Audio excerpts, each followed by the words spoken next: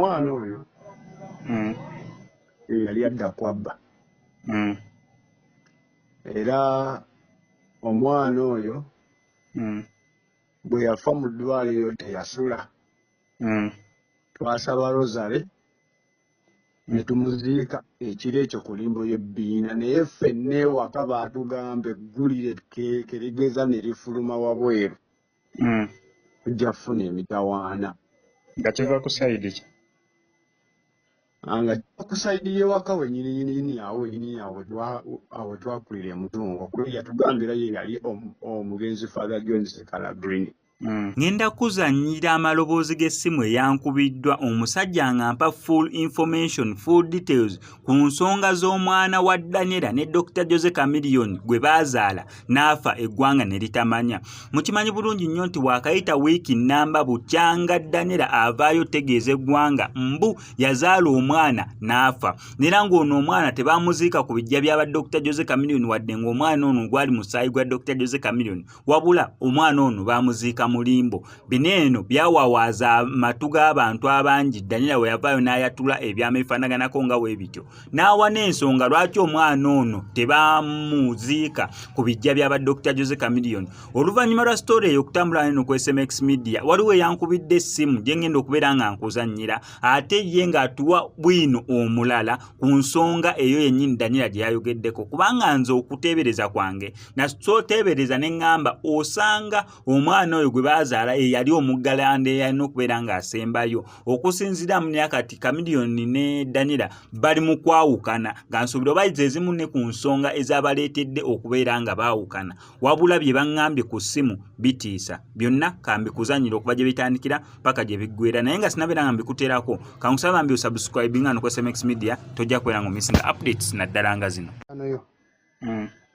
Nendaba amawulire aga Daniela ge wataddeyo nga just nti engeri gye kiri nti ebintu byali byawaka era nga byakwekebwa. Amazima mangi nnyo agabuze mu mawulire go, kati simanyi oba oyinza okugeetaaga nenkuwa amazima agasembayo singa obeera ng'ogeetaaze, naye oba togeetaaga era tekirina buzibu era kisobola okugendera awo bwe kityo. ku nsonga y'omwana Ku nsonga y'omwana osobola okugamba omwana oyo yali adda kwabba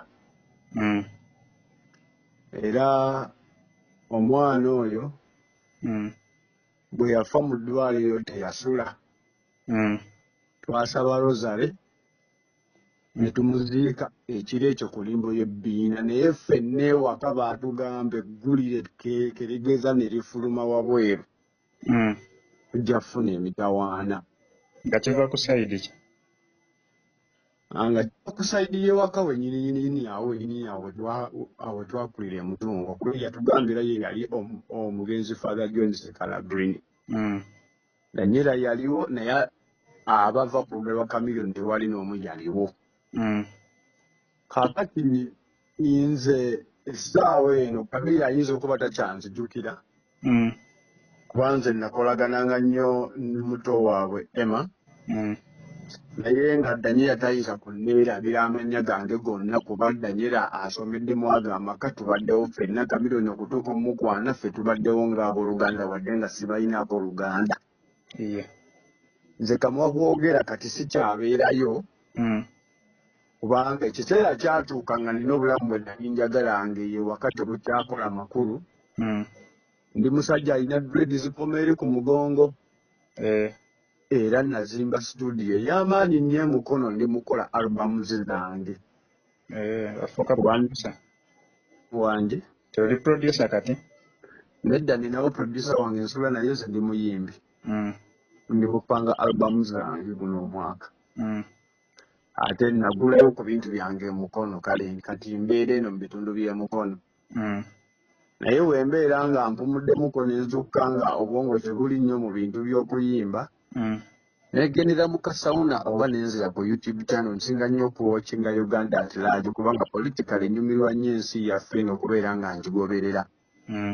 Kati nammwe abatonotono mmanyi okuyitako mu channel zammwe ne mbaako n'ebyempulira kati gye nsanze nnyo emboozi.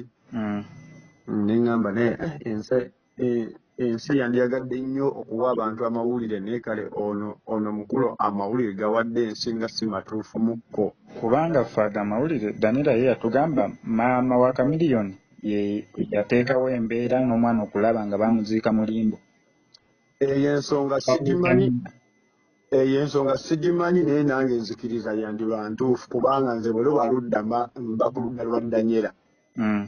Naye mba nja kugamba alina ensonga lwaki omwaka tagwogera.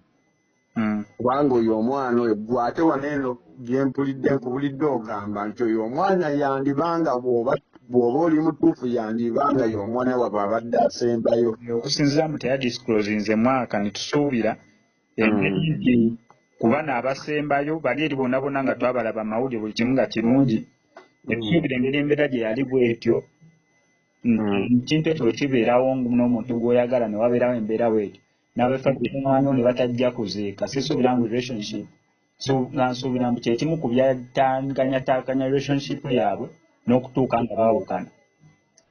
Kati kyenvudde nsinziddeko okukubira okukuwa ekituufu omulala yenna ky'atagenda kukuwa. Yali adda ku Abba immediately n'ayanga ofuna olubuto lwani olwa Alpha. Kati ate ne Alpha baamuzalira ku myezi 6 ne bamutwala mu incubator gye yakulira.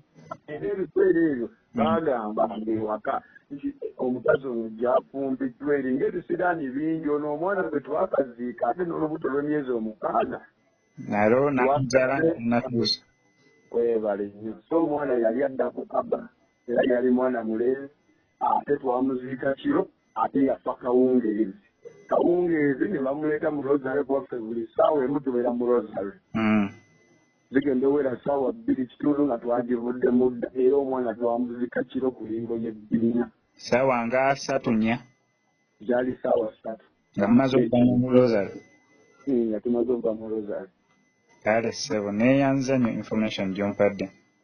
Naye ng'akolaakola nkubidde kuba munnange ensi eno nno ogiraba okusinziira ku bintu byenkola nkotya ddala ebintu byange nga bigenda kuba bintu by'amaanyi ate nga byanjawulo buliwo olwo abantu nga ggwe tuyinza okwetaaga buli omu ayinza okwetaaga munne nga omanyi ensibu tabwetambula nange omusajja kamukubire muwekisimuwekisimuwekisimuwakire then osanga n'enkwatagana eritandikira bw'oba olina kyonna kyoyagala omanya ate Danyera ne Chameleon nga byekuusa ku lukojja ija kuwanga amawulire agasembayo kubanga mbadde mwaga amaka from primary to up to Kyambogo. Somedde Bishop Cipriano Danyera bwe baatandika essomero lya Bishop Cipriano eri awo y'olengera eri nsayidi za Luzira prison. Tubadde mwaga amaka okumala emyaka gina n'olwaleero mumanyi neza ate n'omukulu yali atugaza nti yafa. So buli omu yatambula makubo ge naye tungi nnyo sitoma okuggyako mbibo nyingi gwe mugenda okuwulira kaseera akatuufu nga tukola ebintu ebyalema ba Chameleon. Njogera nnyo ku eri erinnya Chameleon we mba njogera n'abantu kubanga Chameleon yakuliza okunjo kyana nga mwesibaku mulabanga omuntu eyajja mu maka sobola okuyamba byetale naye y'omu ku bantu b'enekokkola nti buli lwe yansanga nga yayagalanga n'okunkuba eggaali